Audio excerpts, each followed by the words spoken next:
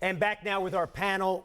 Mina, describe for me the magnitude of this scandal, what you think this really means. It's uncontainable, right? Because we just recapped what's come out. There's so much more. If you've been on Twitter the last few days, there's a lot of unsubstantiated rumors out there right now, not just about players on the Astros and the Red Sox, but all over baseball. Now, my first reaction was, in a weird way, it's good for baseball. We're talking about baseball, which we often don't do, honestly, this time of year. This is good publicity. It's intrigued. Part of me wants to see Jose Altuve in his first at-bat next year. But then, my better senses kicked in. And I realized long-term, this is horrible because it will completely erode the public's trust in the sport, in the league's control over the sport, the notion that it's a fair game. And that's why baseball has to take it seriously. I've listened to the Stephen A. Smith show this week. I know we share this opinion.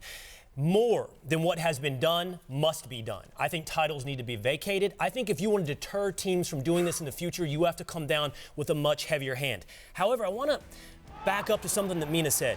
I'm not sure this is bad for baseball. We do not talk about baseball much nationwide. We are talking about baseball a lot right now. And like you, I'm interested in how Jose Altuve bats next year. I will be watching and paying attention a little more. You might be watching and paying attention a little more, but when you could potentially delegitimize a championship, that is not good for a sport. When I'm a Yankee fan, diehard, born and raised as a New Yorker, and even though I'm not going to blame cheating for what happened to the New York Yankees, I'm going to blame Aroldis Chapman for throwing back-to-back 87-mile-per-hour, sliders when you got into the league throwing heat. Don't get me started with that, man. I would say this to you.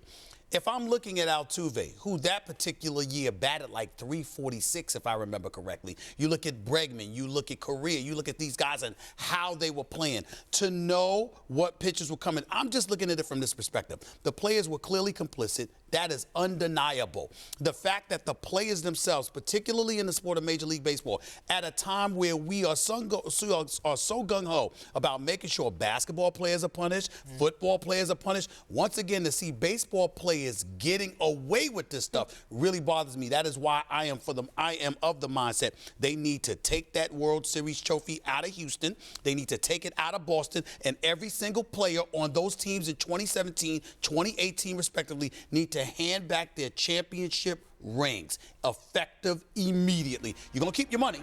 You had the moment. We can't take that back. But you can get back that ring, and you can get back that trophy, because a legitimate question exists as to whether or not you deserved it. But if that's going to be the case, and we're going to go back and we're going to rewrite history and we're going to take away the 2017 World Series title, for instance, wouldn't you have an argument to make that, say, the Oakland A's should give back the 1989 World Series title?